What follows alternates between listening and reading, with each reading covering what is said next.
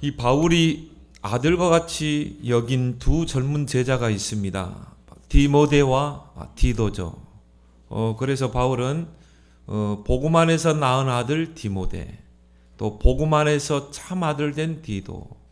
바울은 장가가고 가정을 꾸리지 않았지만 이런 젊은 두 제자, 이 디모데와 디도를 신뢰하고 아들과 같이 그런 영적인 아들로 여겼던 것입니다.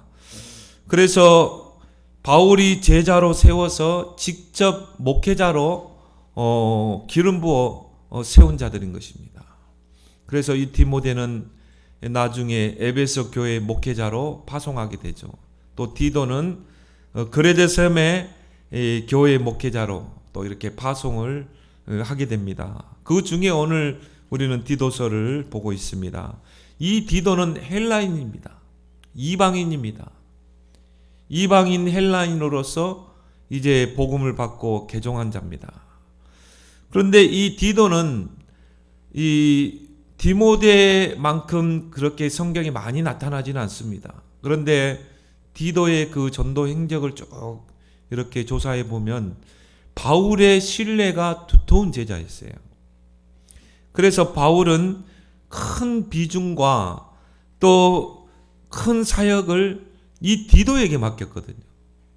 그래서 이 예루살렘 교회가 어려움에 처해 있을 때 각 교회들이 이제 헌금을 모아서 이 예루살렘 교회의 구제 헌금을 전달하는데 이 디도에게 그걸 맡겼거든요. 좀 어느 정도 액수가 됐겠죠.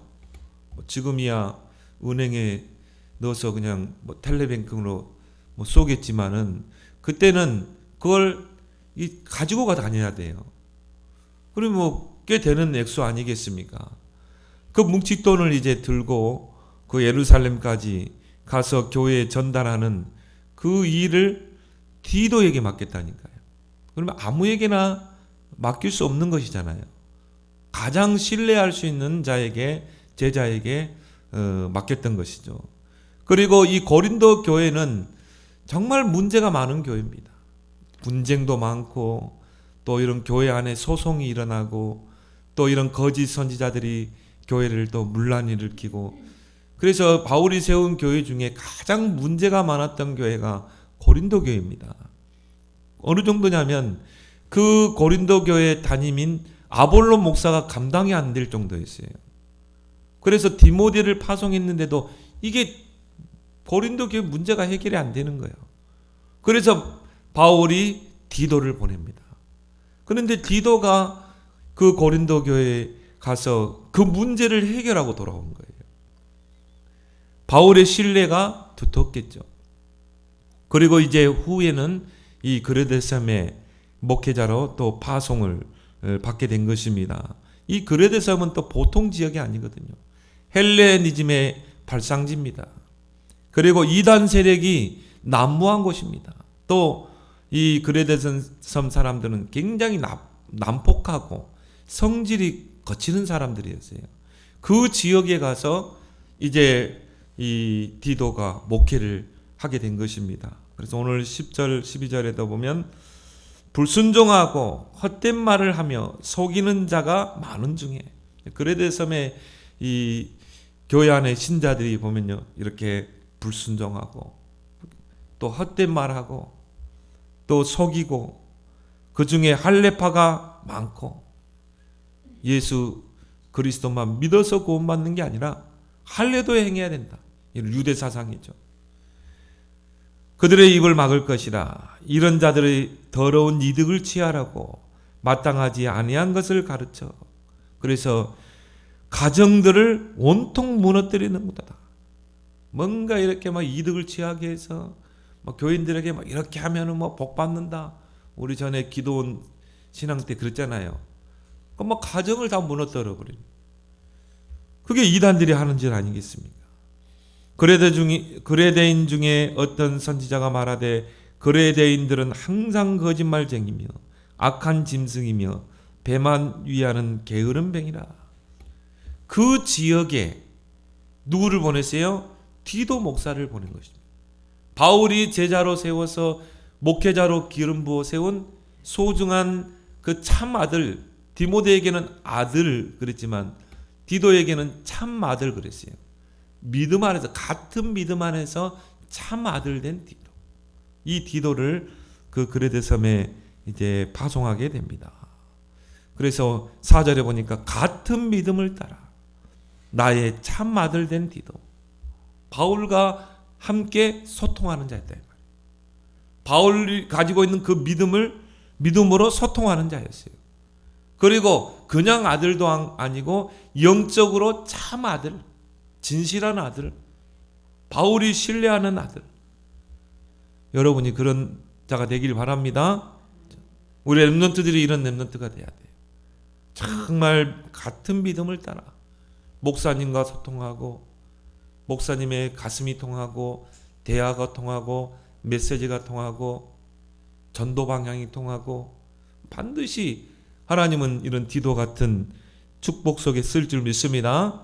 그래서 오늘 이 본문에서 구원받은 성도와 정체성, 또 사명을 여러분이 꼭 찾아내길 바랍니다. 그 첫 번째가 뭡니까? 여러분들은 누굽니까? 하나님의 종입니다. 예수 그리스도의 사도입니다. 하나님의 청직입니다. 바울은 자신을 소개합니다.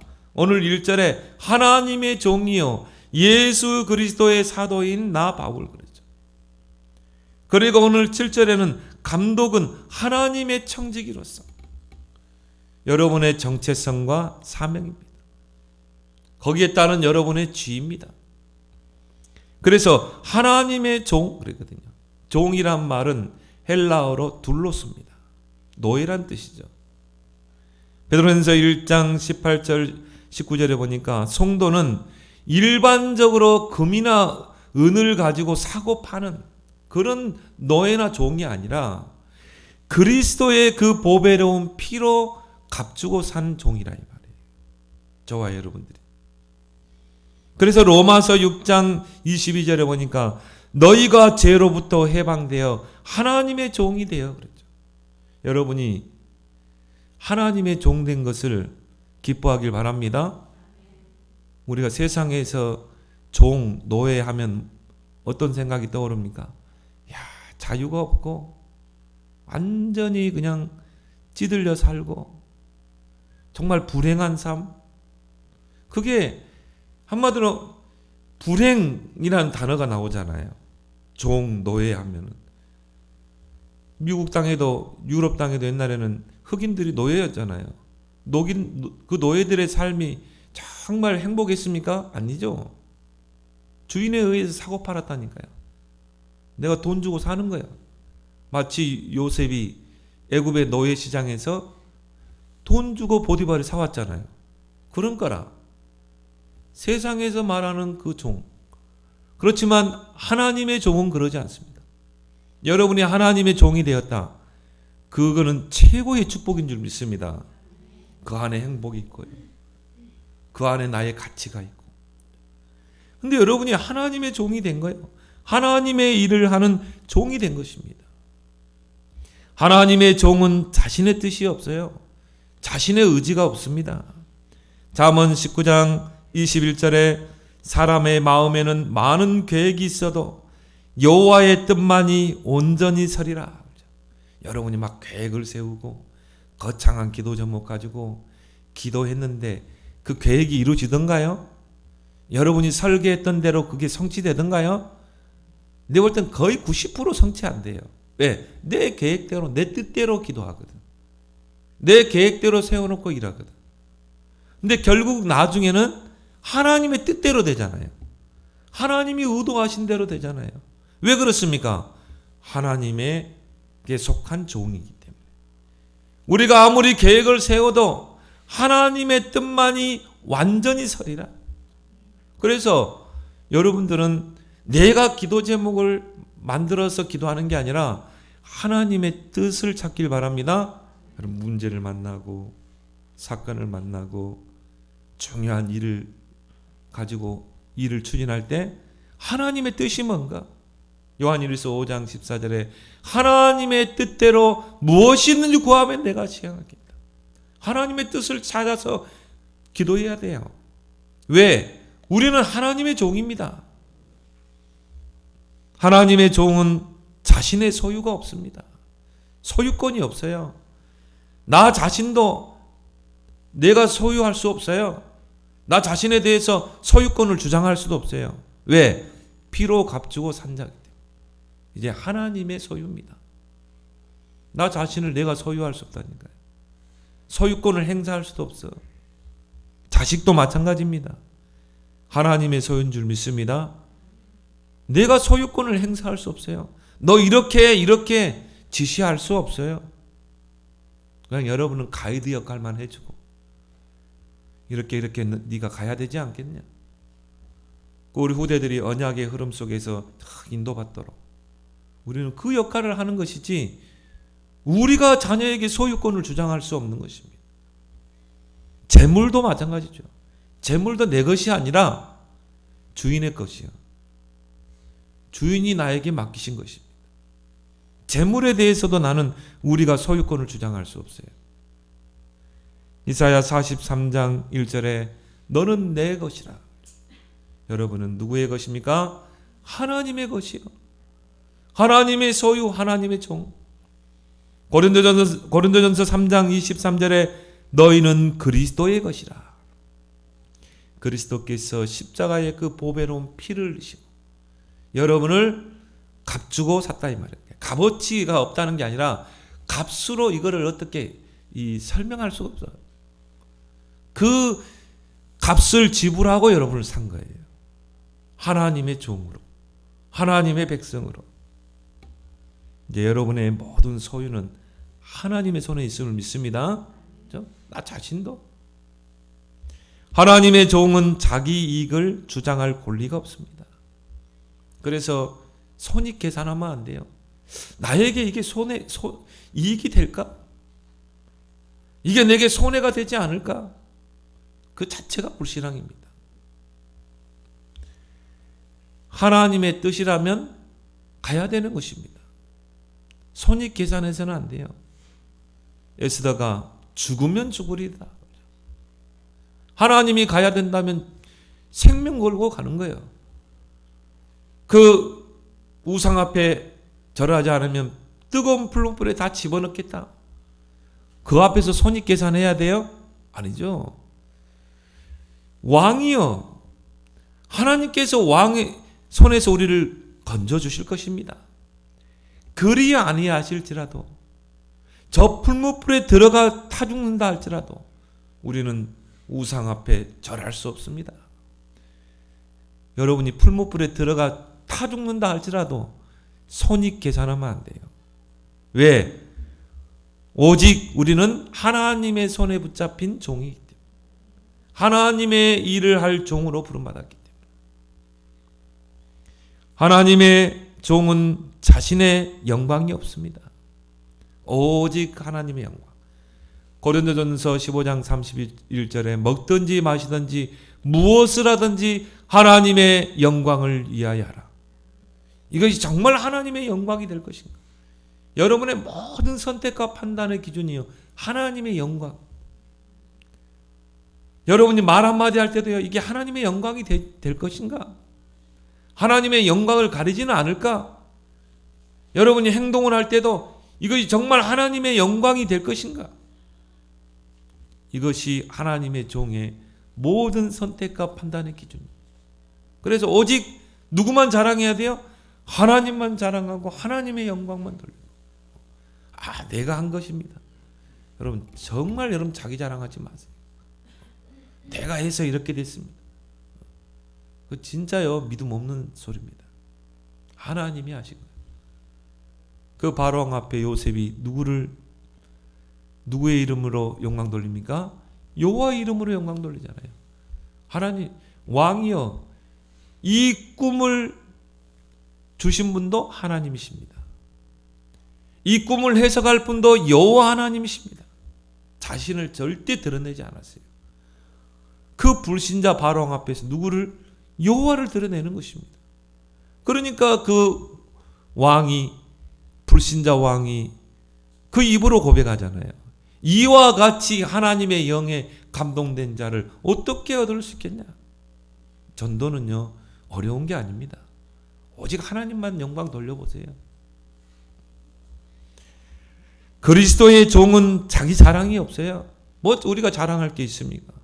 갈라디아 6장 14절에 바울은 나는 그리스도와 그의 십자가 외에는 결코 자랑할 게 없다 그랬어요. 그러면서 한 말이 뭡니까? 나에 대해서 자랑할 것은 딱 한 게 있다. 그게 뭐냐? 약한 것. 나는 약한 것밖에 자랑할 수 없어. 근데 저는 이렇게 대화하다 보면요, 그 상대의 신앙의 수준을 어느 정도 딱 가늠해 봐요. 이 사람이 정말 하나님의 영광을 돌리는가?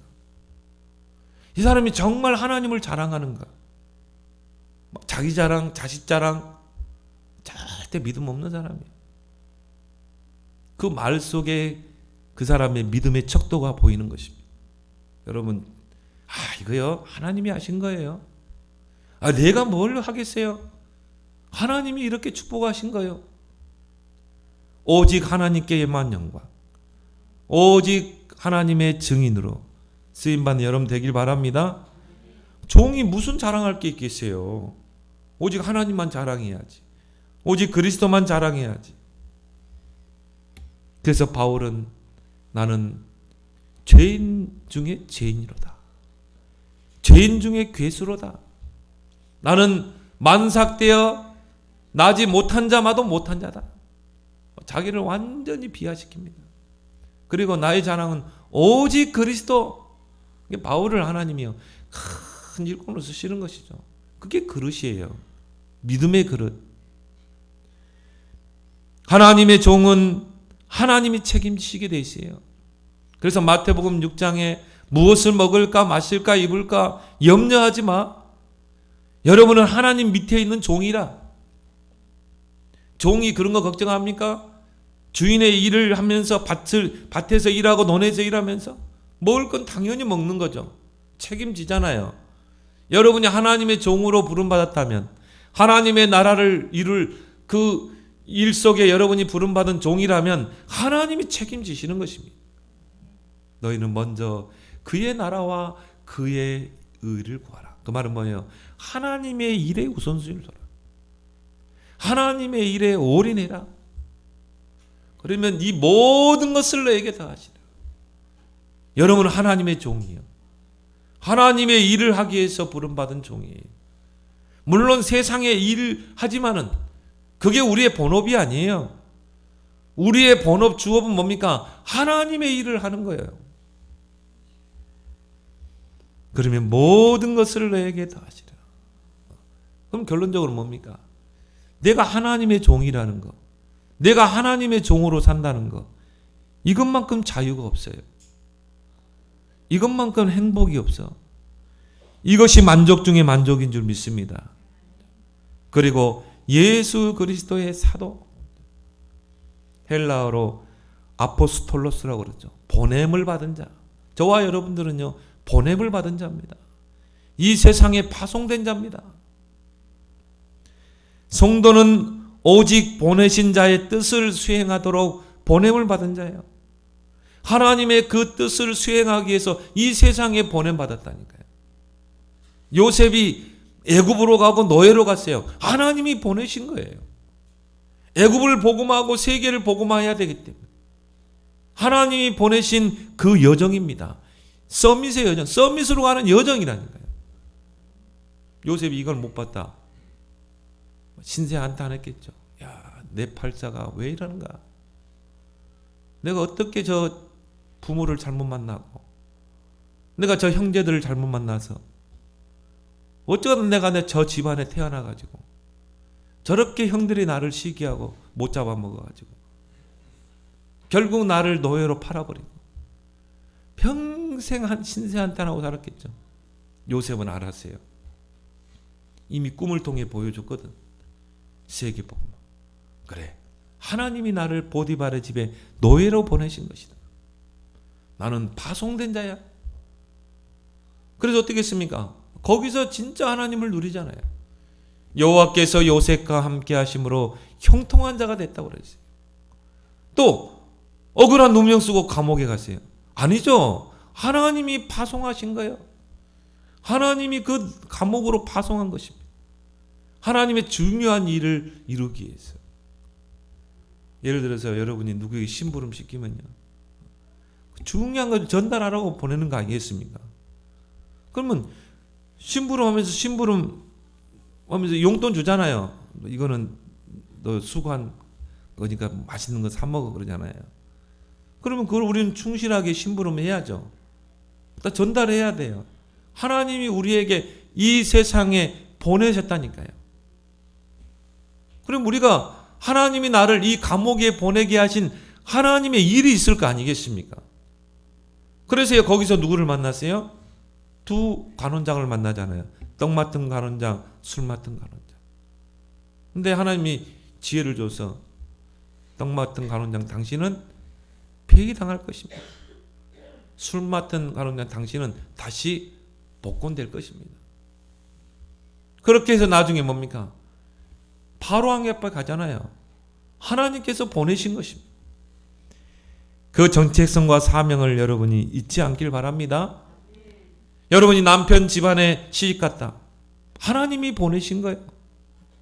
아유, 내가 어쩌다 저 남편을 만나서 내가 저 집안에 내가 시집왔을까? 평생 신세한탄하고. 그러면요, 그 가정생활이 지옥생활입니다. 지옥생활이에요. 아이고 내 팔자야 하면서 평생을 살아야 돼. 지금이야 그냥 바로 그냥 이혼해버리고 항원 이혼하고 하는데, 옛날에는 그냥 살았잖아요. 그냥 자식 때문에. 그러면 평생이 고통스러운 생활이 되는 것입니다. 하나님이 우리 남편을 살리고 우리 가문을 살리라고 나를 이 가정에 시집 보냈구나. 여기에 내 사명이 있구나. 내가 영적인 싸움을 싸워야 되겠구나. 내가 증인으로 서야 되겠구나. 직장도 마찬가지입니다. 하나님이 그 직장에 나를 보내신 거예요. 정말 그 직장에서 하나님이 중요한 심부름 하라고 보낸 것입니다. 우연히 내가 이 직장 들어갔습니까? 그러면요, 그 직장 생활은요, 정말 고달픈 직장이 되는 것입니다. 눈치 봐야지. 막 하루에도 몇 번씩 사직서 쓰려고 그럴 거야. 그게 무슨 직장 생활입니까? 지옥 직장이지. 하나님이 나를 이 직장에 보내신 것입니다. 파송하신 거예요. 그럼 우리 기도는 뭐예요? 하나님이 나를 이 직장에 보내신 하나님의 그 뜻을 알게 해주옵소서. 그리고 최선을 다하는 거죠. 그러면 불신자들이요, 다 봅니다. 왜? 우리를 증인으로 세웠고 우리를 빛의 자녀로 불렀기 때문에. 빛 앞에는 다 드러나게 돼 있어요. 학교도 마찬가지입니다. 내가 이 학교를 보냈다. 하나님 보내신 것입니다. 마가복음 16장 15절에 너희는 온 천하에 다니며 만민에게 복음을 전파하라. 예수님께서 제자를 보내면서 너희는 온 천하에 다니며 만민에게 복음을 전파하라. 이것 때문에 내가 이 가정에 시집 왔구나. 이것 때문에 내가 이 직장에 왔구나. 아포스톨로스의 사명을 감당하길 바랍니다. 여러분은 사도입니다. 예수 그리스도의 사도. 성도는 흑암 세상에 보내심을 받은 자예요. 이 세상은 어떤 세상입니까? 요한복음 16장 11절에 이 사탄 마귀가 임금 노릇하는 세상입니다. 이 세상은 어떤 세상입니까? 이 세상 신이 믿지 않는 자들의 마음을 혼미케 하는 세상입니다. 그래서 정치 지도자, 권력자를 붙잡고 어떻게 합니까? 복음을 대적합니다. 교회를 무너뜨리려고 합니다. 그리고 뭡니까? 이 네피림의 문화로 시대를 장악하려고 합니다. 그러면 우리는 이 세상에 파송되었어요. 교회의 사명, 성도의 사명이 뭡니까? 정말 이 땅에 하나님의 나라를 이루는 것. 정말 흑암의 세력을 무너뜨리는 것. 이게 이 세상, 죄악 세상, 흑암 세상에 보냄받은 성도의 사명인 것입니다. 그래서 예수님이 마태복음 10장 16절에 보라, 내가 너희를 보냄이 양을 이리 가운데로 보낸 것 같도다. 저 세상은요 이리들이여 득실득실합니다. 그래서 뱀같이 지혜롭고 비둘기같이 순결하라고 그랬어요. 그러면서 오늘 바울은 뭡니까? 하나님의 청직이라. 청직이란 말은 주인의 소유를 맡아서 관리하는 자입니다. 여러분은 관리자예요. 그래서 이 관리자는 두 가지 의미가 있습니다. 하나님의 것을 맡아서 잘 보관하는, 관리하는 것. 하나님이 여러분에게 하나님의 말씀, 복음을 딱 여러분이 맡으라고 줬다 이 말이에요. 변질되지 않게 해야 돼요. 그리고 뭡니까? 하나님의 것을 관리하는 역할과 그거를 남겨야 돼요. 장사에서 남기는 게 바로 청지기의 역할인 것입니다. 그런데 하나님이 주인의 소유를 맡아서 관리하고 남길 수 있는 그런 청지기로 저와 여러분들을 부른 것입니다. 그래서 성도의 소유관은 세상 사람들의 소유관과 근본적으로 다릅니다. 세상 사람들의 소유관은 뭡니까? 철저하게 그 베이스에는 창세기 3장, 6장, 11장 있거든. 이거는 내 거야. 자식도 내 거. 돈도 내 거. 내가 땀 흘렸기 때문에 내 거. 움켜쥐려고 합니다. 창세기 6장. 이게 물질, 내가 노력해서 번 거. 성공도 이거 내가 노력했어요. 정말 먹을 거 아끼고 노력하고 해서 내가 성공의 자리에 올라왔어요. 이게 세상 사람들의 소유관이에요. 근데 성도의 소유관은요 전혀 다릅니다. 그게 다윗의 고백에서 잘 나와요. 역대상 29장 10절 14절에 보니까 모든 것이 주께로 말미암아 싸우니 우리가 주의 손에서 받은 것으로 주께 드렸을 뿐이다. 모든 것이 누구에게서부터? 하나님으로부터 온 거예요. 그러니까 그 하나님이 내게 주신 거, 내게 맡기신 거, 그 손으로 주의 손에서 받은 것으로 내가 드렸을 뿐입니다. 이게 다윗의 물질관이었어요. 그래서 나는 감사하다고 그랬어요. 참 큰 그릇이죠. 뭔가 소유관을 아는 사람. 나에 대해서 자랑할 게 있어요? 생색낼 게 있어요? 전혀 없습니다. 성도의 모든 것은 하나님의 소유인 줄 믿습니다. 여러분이 지금 가지고 있는 모든 게 다 하나님의 소유예요. 그게 안 되면요 맡기지 못합니다. 내 자녀도 하나님이 내게 맡긴 거야. 나는 청직이야. 그러면 자녀를 하나님께 맡길 수 있어요. 그래서 기도하잖아요. 여러분이 막 흘러가면요 그거 내 소유죠. 그러니까 힘들어지는 거예요. 그러니까 자녀와 부딪히는 거예요. 우리는 맡겨야 되는 것입니다. 하나님의 것을 맡은 청직이기 때문에. 그래야 우리가 하나님께 드릴 수 있는 것입니다. 교회의 소유는 그리스도입니다. 그리스도께서 피로 값주고 샀기 때문에. 그래서 그리스도가 머리인 거예요. 그리스도의 소유가 교회입니다. 거기에서 교회의 직분이 나오는 것입니다.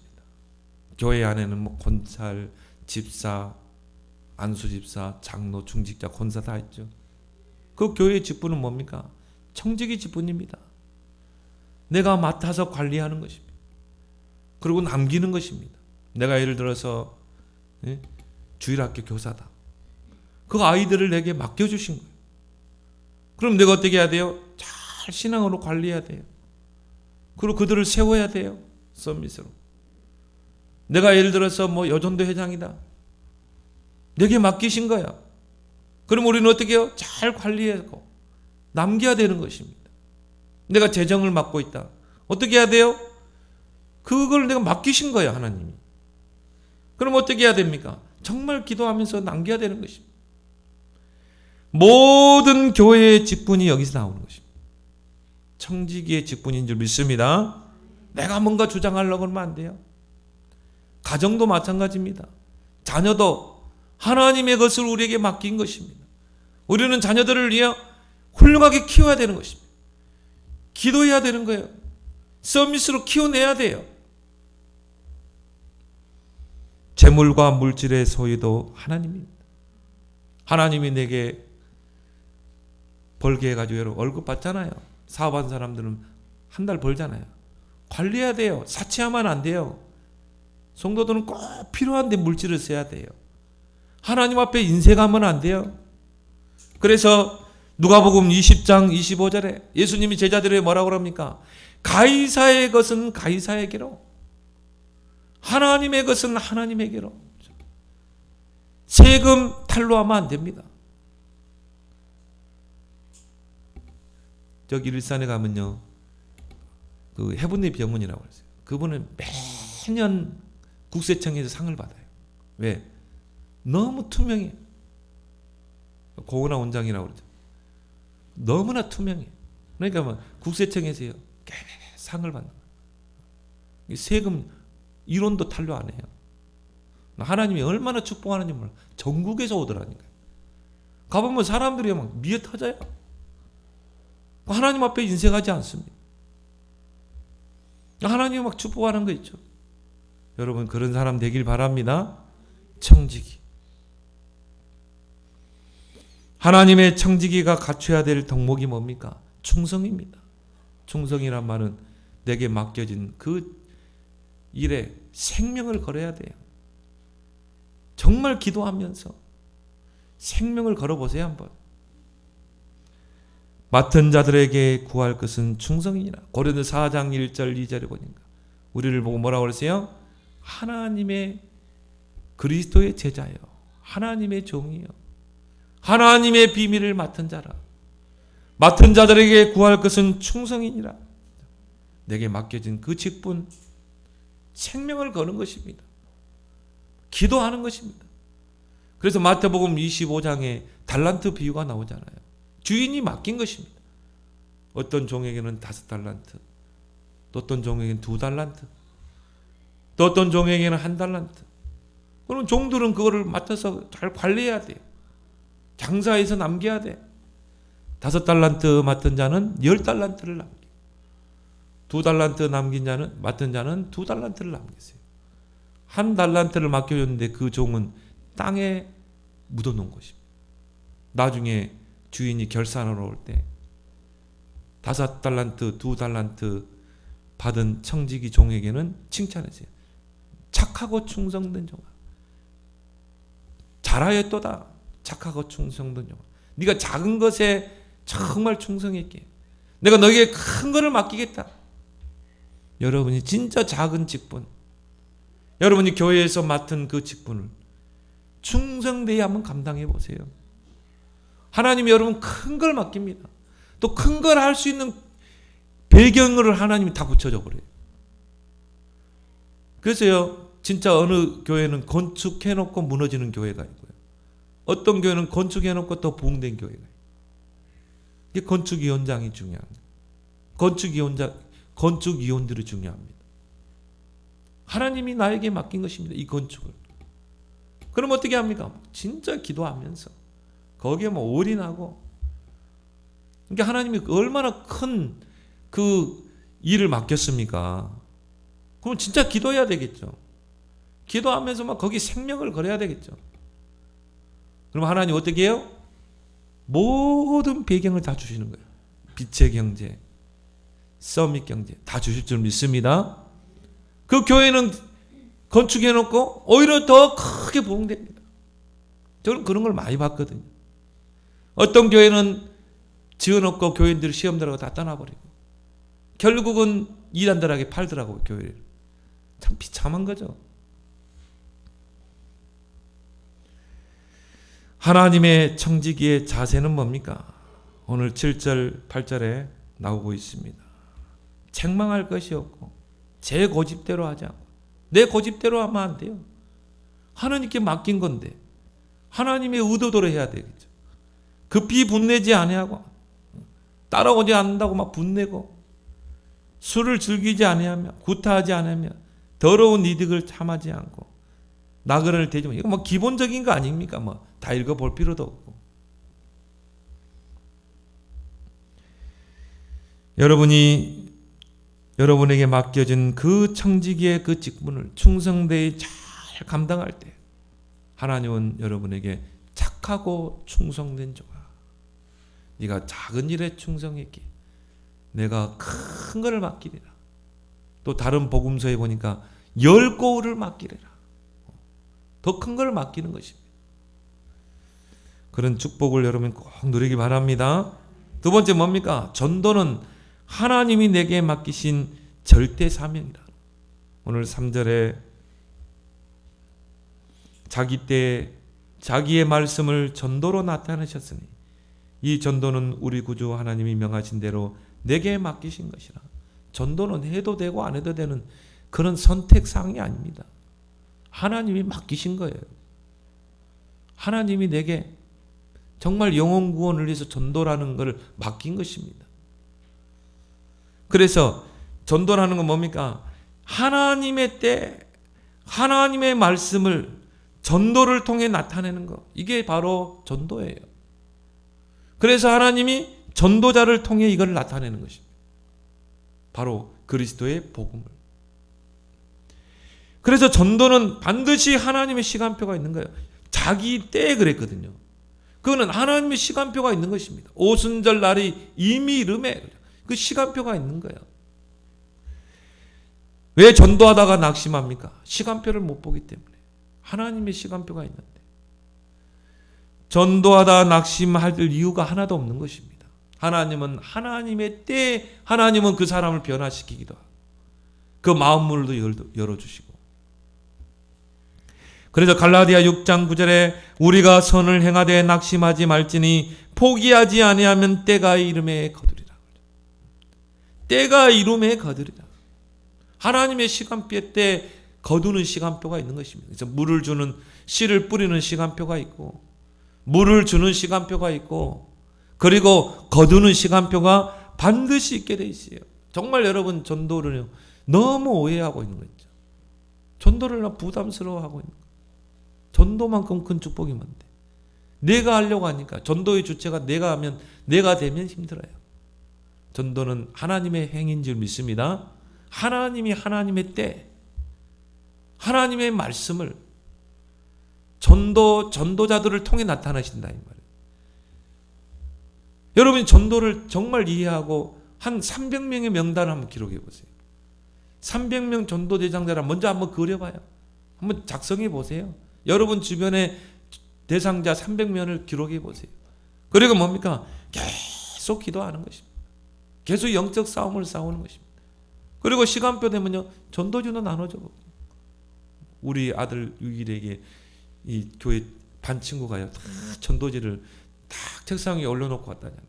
그런 것처럼 저는 뭐 메시지는 없지만 고구마 전도 참 괜찮다고 봐요. 여러분이 소대다가 고구마 찔 때 불을 떼가지고 찌잖아요. 그러면 지금이야 뭐 잘 나와 있지만 옛날에는 불 떼가지고 고구마 쪘어요. 그럼 우리 어머니가요 소뚜껑 열어보고 젓가락으로 푹 찔러봐요. 이렇게.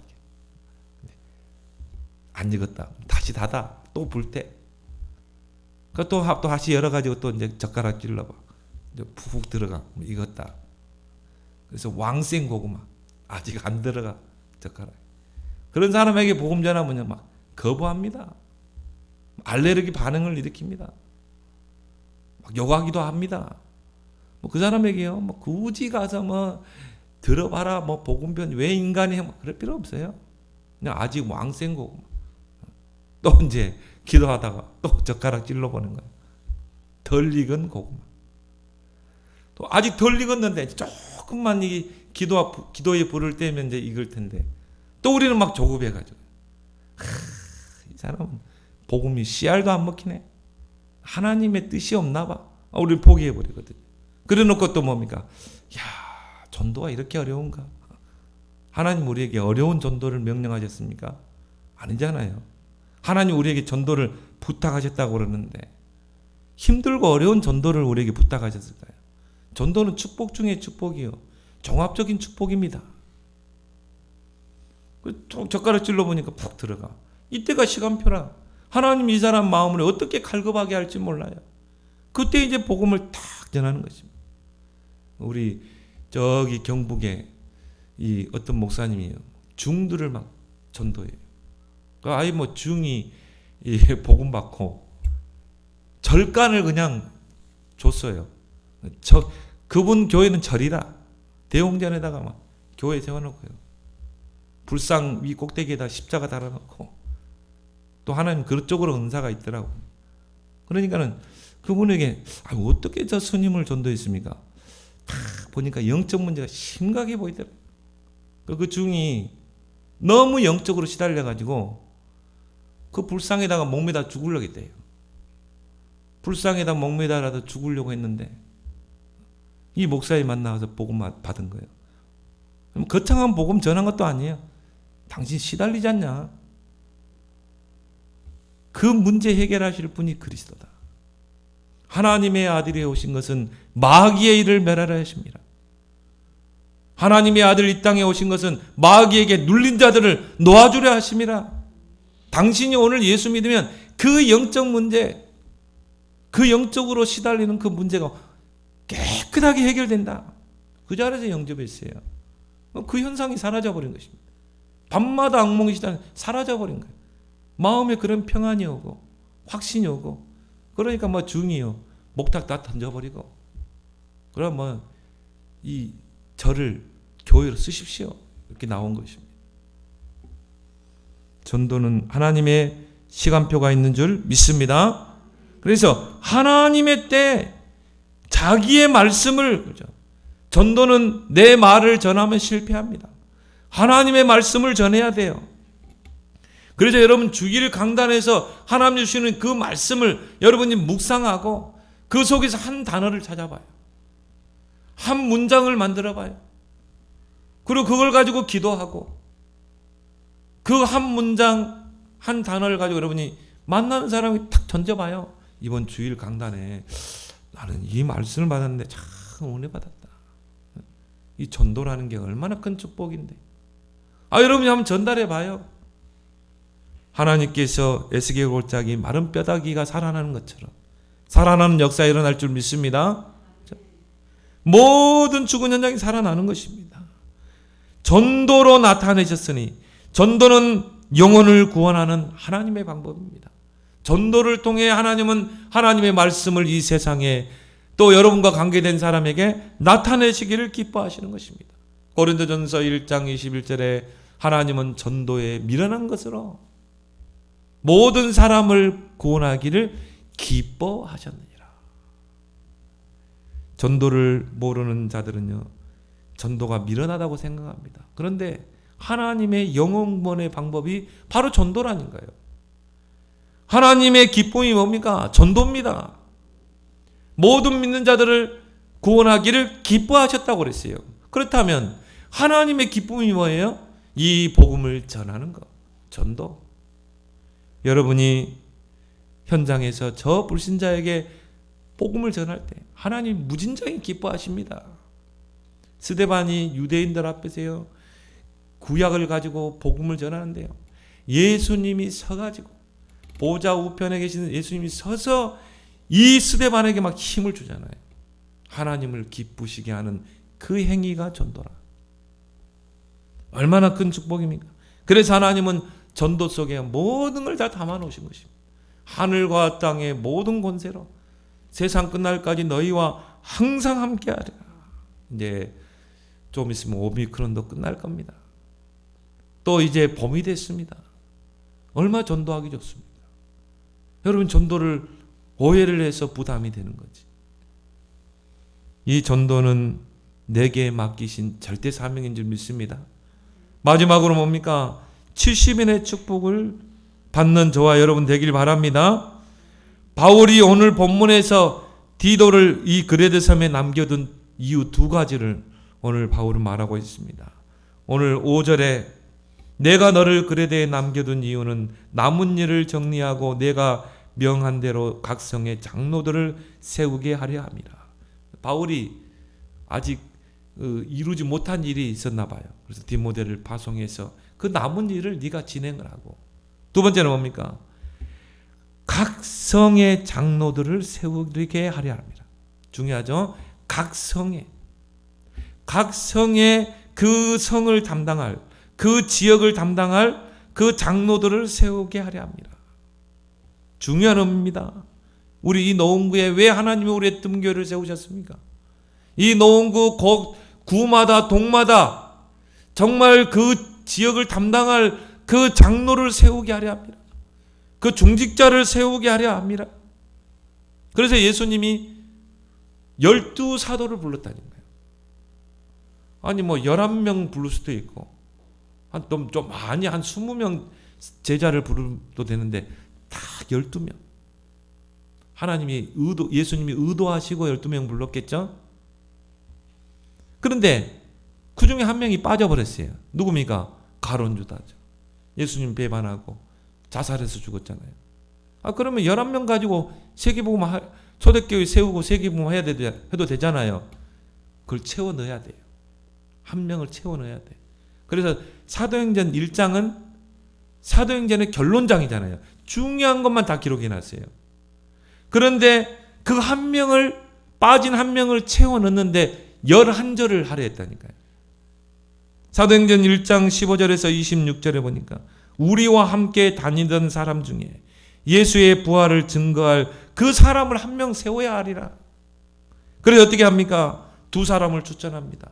요셉과 마띠아. 하나님께 기도하고 제비를 뽑아서 마띠아를 이제 거기 안에 한 명을 끼우는 거예요.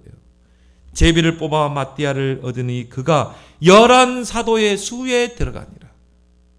12명을 딱 채워야 돼요. 어떤 12지역을 책임질, 12현장을 살릴, 12나라를 살릴 사도를 세워놓고 기도했는데 오순절에 불과 바람 같은 성령의 역사가 일어나잖아요. 예수님이 70인 영혼을 세웠습니다. 이 사도들을 도와서 정말 교회를 세우고 현장 살릴 70인 중직자를 세웠어요. 70지역에 들어가서 70 제자를 찾고 70 현장을 복음화할 수 있는, 그걸 넘어서 70나라, 70지역까지 살릴 그런 중직자를 예수님이 세우고 가신 것입니다. 중요한 의미가 있죠. 그래서 오순절 성령 강림 후에 이 70인 중직자를 중심으로 사도들과 교회를 세우고 이들이 각 지역을 맡겨준 지역을 들어가서 거기서 말씀 운동하잖아요. 여러분이 이 70인의 축복을 받길 바랍니다. 이걸 바울이 못하고 나왔어요. 그래서 이 일을 디모데가 마무리 지어야 되기 때문에 디도가 마무리해야 되기 때문에 디도를 보낸 것입니다. 그래서 각 성에 들어가서 그 지역을 살릴 장로들을 세워야 하기 때문에 내가 너를 보낸다는 것입니다. 여러분이요, 한 70지역을 가슴에 품어보세요. 70지역을 분석하고 그 70지역에 예비된 제자를 찾고 그 70지역의 시스템을 세워서 그 현장을 살리고 그걸 넘어서 70나라를 살릴 응답을 가지고 여러분 기도하기 바랍니다. 온단 3강이죠. 정말 이제는 현장 살리는 24의 응답에 도전하죠. 그럼 여러분 70지역은 많으니까 한 지역부터 한번 시작해봐요. 그게 내가 사는 지역일 수도 있고 내가 있는 직장일 수도 있고 한 지역부터 한번 정해보세요. 그 지역을 분석하고 계속 거기서 기도하면서 말씀 운동 펴면서 한 제자, 진짜 복음의 생명걸 한 제자를 찾아라. 그리고 그 제자 중심으로 시스템을 세우세요. 그 현장을 살려라. 그리고 이제 한 나라, 여러분이 진짜 한번 책임져 보세요. 나는 저 우크라이나, 저 전쟁의 포화 속에 있는 저 나라를 내가 품고 기도할 것이다. 저 나라에 들어 선교하는 선교사님을 내가 도울 것이다. 한 지역, 한 제자, 한 현장, 한 나라. 진짜 한번 여러분 기도해 보세요. 24 기도해 보세요. 그런 축복을 여러분이 꼭 받길 바랍니다. 하나님 은혜를 감사합니다. 오늘 디도서를 통해서 하나님이 우리에게 주시는 음성을 듣게 하시고 우리의 정체성, 하나님의 종 예수 그리스도의 사도, 하나님의 청지기의 사명을 감당하고 우리에게 맡겨진 이 전도의 사명을 잘 감당하며 이제 70인의 축복을 누리는 우리 모든 성도들 되게 하여 주옵소서. 예수님 이름으로 기도드리옵나이다. 아멘.